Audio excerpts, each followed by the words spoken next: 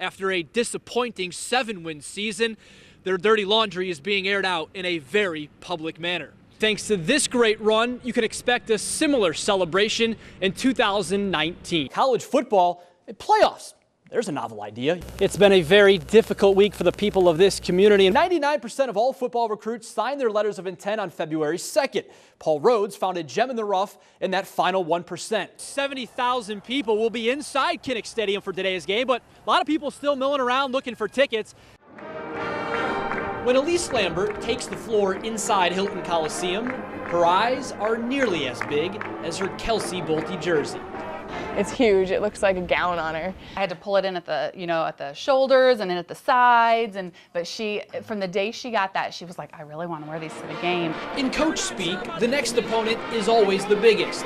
But in Elise's world, it's a harsh reality. It's been a rough 9 months. On the Sunday before Easter last spring, Elise fell ill. After multiple doctor's visits, a CAT scan revealed everything. It came back with a lesion on the back of her brain. The prognosis was even grimmer. Elise was given just 6 to 18 months.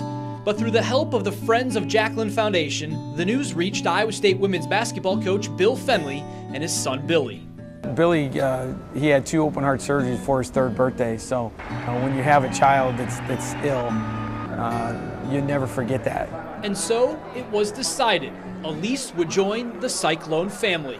On November 13th, 2010, Coach Fenley officially signed his smallest recruit.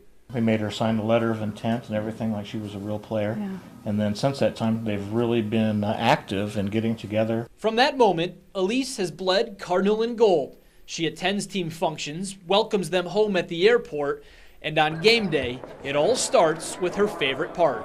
I like having my own look. She walks in the locker room and everyone's eyes just light up. We get there and Elise takes off her coat and off she goes, and she is part of the team from that point on. I don't think any of us on the team have gone through anything like that. So, I mean, we look at her for inspiration, knowing that she's so strong. I think there's going to be a piece of Elise Lambert in the heart and soul of every single person in this program forever. And I think that's a good thing. We're hopeful for a miracle, and we're hopeful that we'll have her forever, and and we're just going to live every day like one. One day at a time, one game at a time, as they fight together against all opponents. Now, ABC 5 Sports. Lucas O'Rear fractured his ankle during the Panthers' 8th consecutive win Wednesday night. He's done for the season. But are the Panthers? In-state rivalry at the Knapp Center today, and the Knapp Center was rocking like 2008. We picked things up second half. Aaron Hawley with the great feed to Ben Simons, who rocks the rim. Dogs up 51-49. From there, Kajoa Heligba took over for the Panthers. The deep three gives them a 1-point lead. He had 26, but Ravonte Rice, the freshman, had the answer on the other end. The hoop and the hard, 19 for the freshman. Drake back up 3. Less than 30 seconds to go. Panthers down 3. A Heligba, you betcha they're within 1. After a couple of free throws with 4.2 seconds left by Jordan Clark, Drake leads by 3. One last chance for the Panthers. Jay Cook for the tie. No, that close, but hey, the win streak is over. Drake wins. They've been playing really well as of late. They pick up a big home win over the 2-time defending Valley champs, 72-69.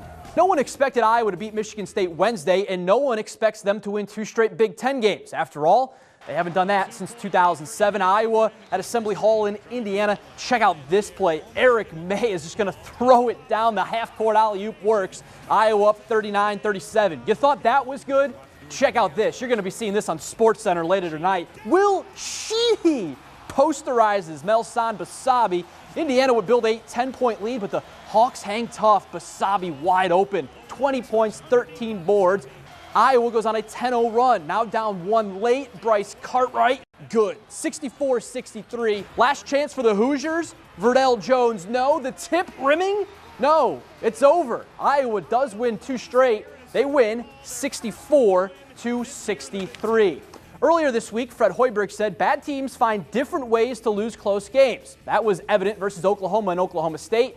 And once again today versus Kansas State. Corey Lucius, the former Michigan State player in the house, maybe thinking of transferring to Iowa State. We'll know in a couple weeks. Second half action, Deontay Garrett continues his great campaign. 23 points, 8 assists, State down 3.